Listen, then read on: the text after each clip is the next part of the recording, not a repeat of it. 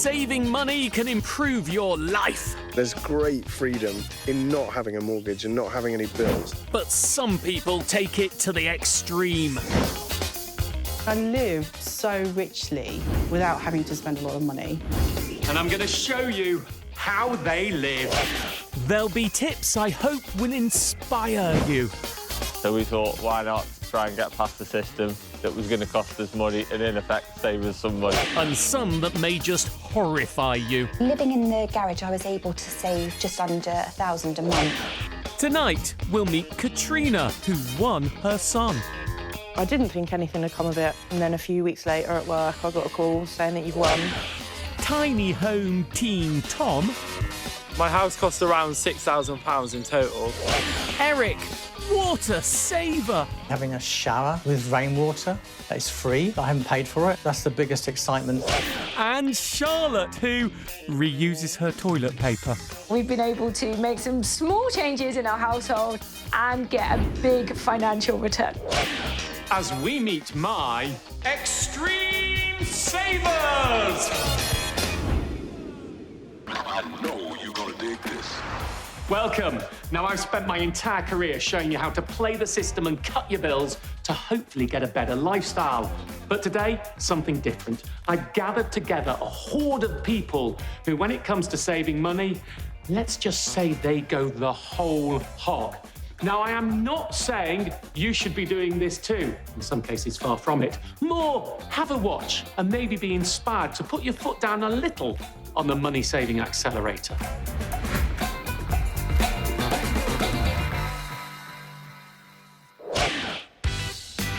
Meet 31-year-old Katrina the Comper Stevenson from the Isle of Wight.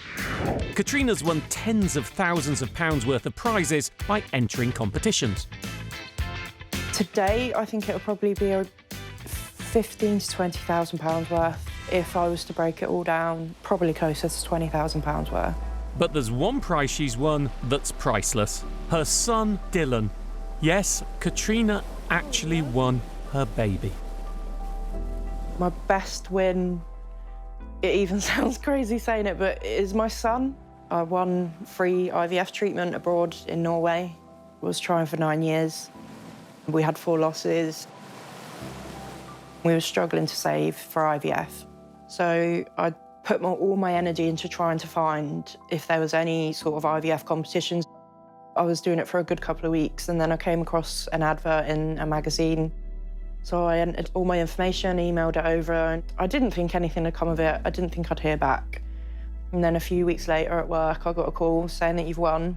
Can we arrange to fly you out to Norway so we can start sort of your treatment, which was just unreal.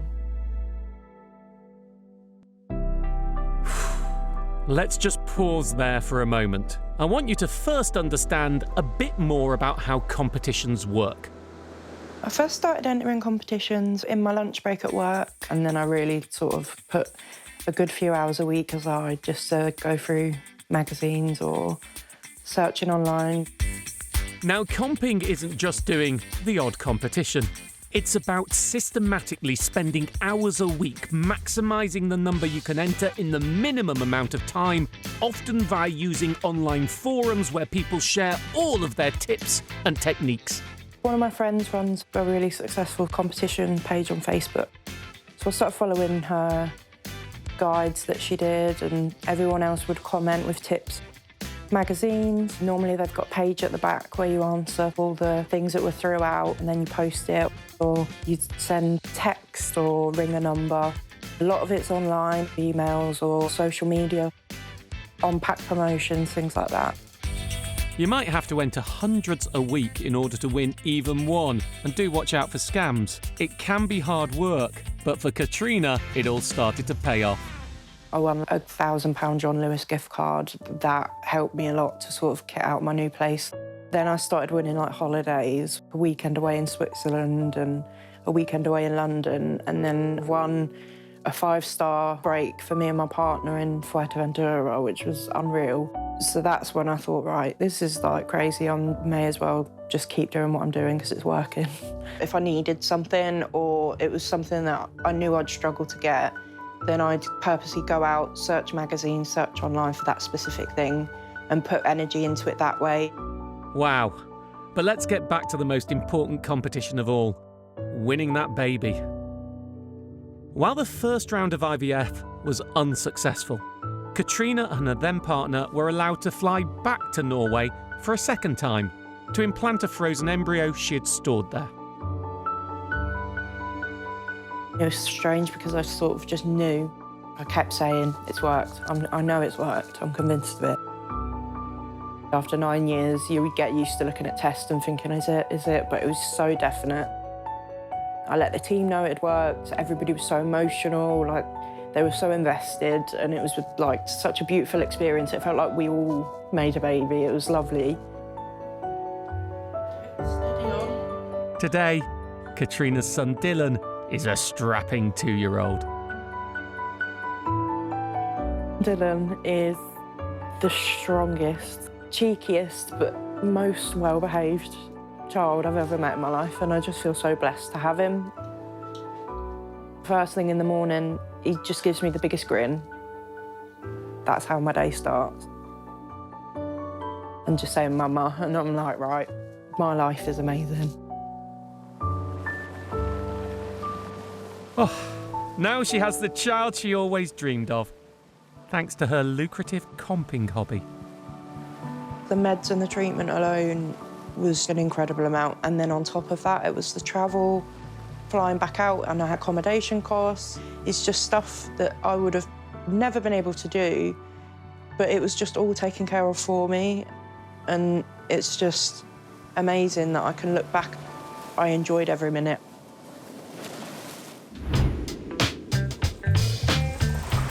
Ah, by the way, though, if you're going to go into comping forums, it's not all about taking. If you're going to enter competitions others have posted, the etiquette is that you do some research and post a few for them. It's worth a try, though I can't promise you'll win a baby. Now, meet 21-year-old Tom, tiny house, Leah from Bristol. At just 17, apprentice carpenter Tom quickly realised he'd struggle to get on the housing ladder. The cost of a mortgage or even rent plus bills was just too high. So he came up with a cunning, cost-cutting carpentry concept. I was on YouTube a lot as a kid, and I saw lots of videos about tiny houses, and I wanted to build one and sort of just jumped in the deep end and went for it. A family friend had a trailer available, so I went and picked that up. Because I was already in the deep end of a carpentry apprenticeship, and I thought I can transfer my skills across. It was quite daunting at the beginning. Tom had the base for his tiny house. He even had many of the skills needed to build it. The next issue to tackle was where to put it. Sat my grandparents down and was like, can I potentially build a tiny house in the garden? And then I sort of just sketched it up in a notepad and then sort of went from there. With a full-time job and limited funds, his tiny house project became a real labour of love. It took me roughly 3 years, and that was purely because I didn't have the money to do it when I started. And I was on an apprenticeship wage, as you know, would be quite low. And I was just doing bits and bobs to save money as I got paid weekly. So weekly, I'd go to the builder's merch, see what I need next, and sort of go from there. Also, I didn't really have much skills when I started because I was still learning them. It wasn't just a carpentry lesson, it was a lesson in saving too. I looked through like eBay and Gumtree and places like that and Facebook Marketplace, and I'd drive around with a roof rack on the top and go around and pick various bits up for £5, £10. The big door I got for about £15, and then £5 for the little window up there. I did have help from my grandpa for the electrics because he used to be an electrician. And my dad helped with the plumbing and sort of taught me along the way. This kitchen here cost me about £200. The worktops are old scaffold planks which were in a skip. The bathroom cost me about £300. All of that hard work eventually paid off, and then some. My house cost around £6,000 in total. That was from start to finish. The running costs are under £5 a week to run because I only use a little bit of electricity and water from my grandparents, which I pay back. But the actual cost of running it daily is nothing because it's really basic. There's hardly any hardware that can go wrong. Tom parks his small residence for free on his grandparents' field in return for maintaining their land, and it allows him to save big for the future. I'm saving quite a lot of my percentage of my wage a month, which I would have been spending about £600 to £700 on rent. I can put it aside, ready for my future plans and for when I'm ready to make the move to potentially building my own house or doing up and renovating a house. Not many people I know at 21 actually own their own house, and to know that I've got a house and it's all paid for, it's a really incredible feeling.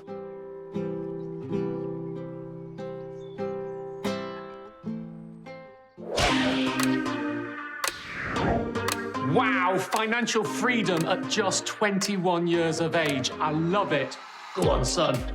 And you know, that £6,000 he spent on the house is less than the UK annual average rent. But of course, it doesn't factor in the cost of his labour and the land. But you never know, tiny houses could just catch on. Now it's time for our very first money-saving mission. This show may be about extreme savers, but I also want to give everyday folk a taste of the extreme. This mission takes us to the Eastbourne home of Dawn Shayla. Your money-saving mission, should you choose to accept it, is to do no grocery shopping at all until you've used up all the food currently in your cupboards and fridge. How many days can you last? This cheap tape will self-destruct in 5 seconds. Good luck. I'm willing to accept Martin's challenge. We normally go and do a big shop every week. I'll often go off to different places and get a few extras. We might even have the odd takeaway instead of cooking.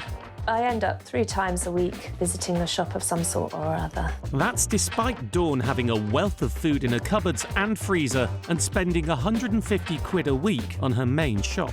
Usually there are things in the cupboard that stay there for years and get thrown out. Flour, cans of sweet corn, cans of mackerel, a ratatouille can. I've got porridge oats.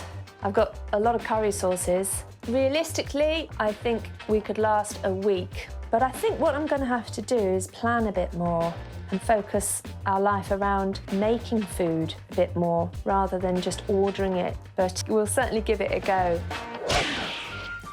We'll find out how Dawn gets on and meet the woman who reuses her toilet paper. Welcome back. If only money fell from the sky. Well, for our next extreme saver, it sort of does.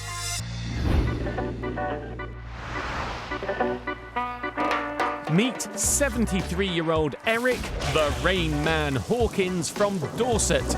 Eric takes saving water, and therefore money, very seriously. Well, the rain is obviously free.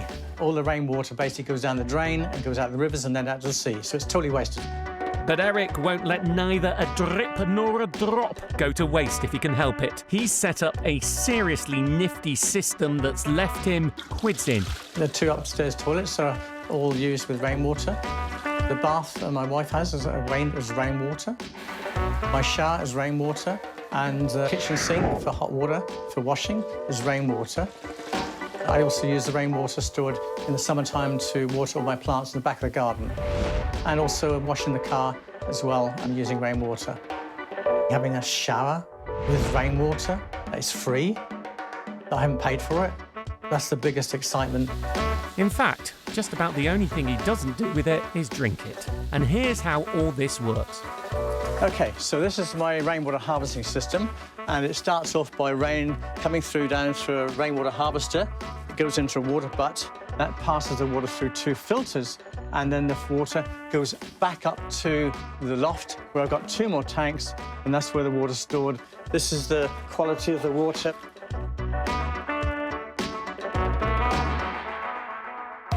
This system, which Eric designed and installed himself, is fiscally fantastic.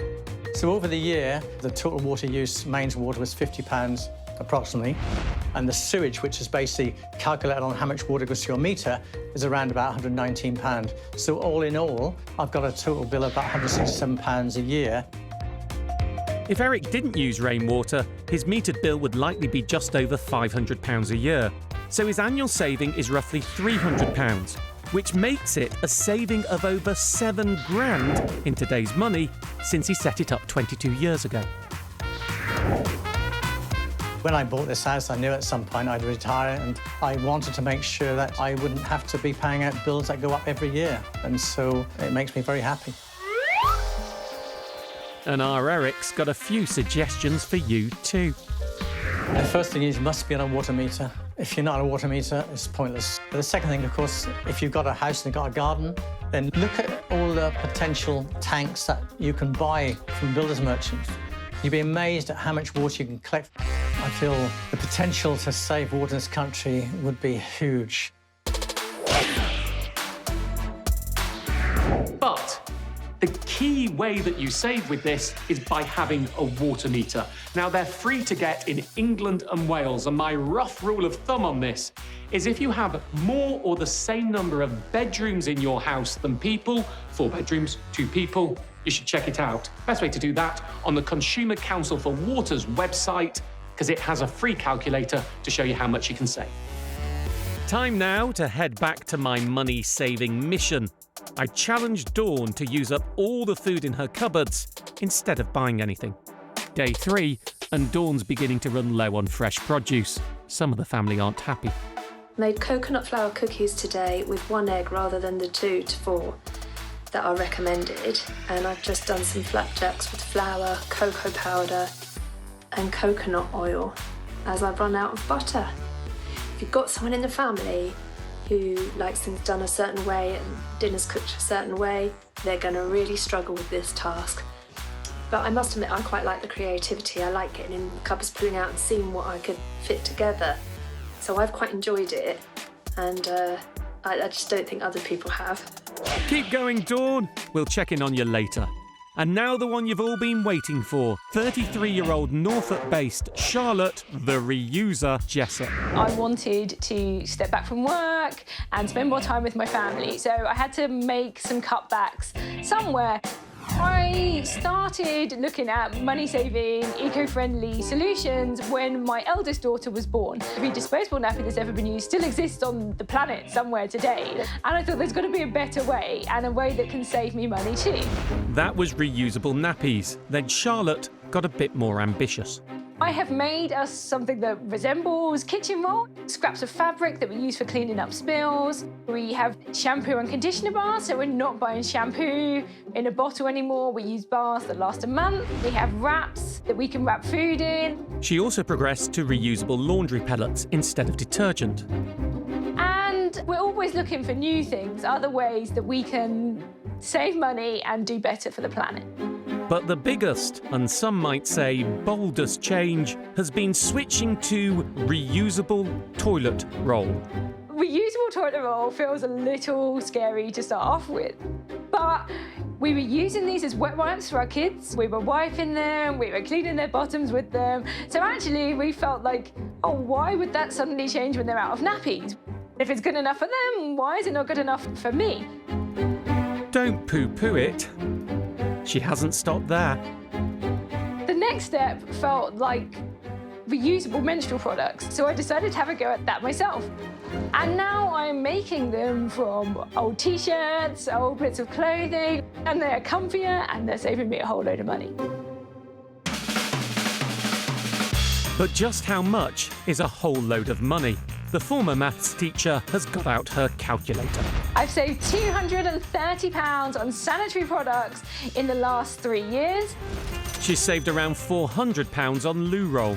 £200 by switching from laundry detergent to an eco-egg. In the region of £280 on nappies. £97 by not using tissues. Around £350 on kitchen roll and £300 on wet wipes. And £105 from not buying shampoo and conditioner. and close to £400 on cling film and food bags. On her numbers, compared to the unbranded products she was buying before, it's a total saving of around £2,500 over the last 5 years. Off the back of some of the savings that we made through using these products, we were able to go on a trip of a lifetime. Myself, my husband and our 2 children travelled through 5 continents and 12 countries, and we had this most amazing adventure. I find her efforts genuinely impressive, both financially and for the environment. Admirable, even.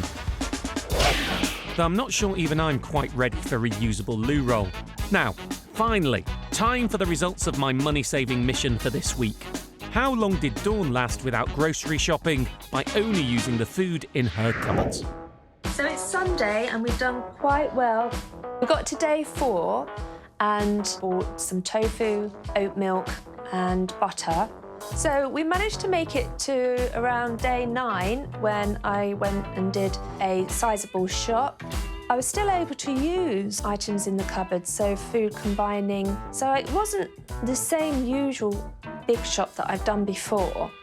We were filling out things that we hadn't looked in the cupboard for a while and making things that I could freeze. Really made me think about my spending, and I think we saved about £150 just using the contents of the cupboards, the freezer and the fridge.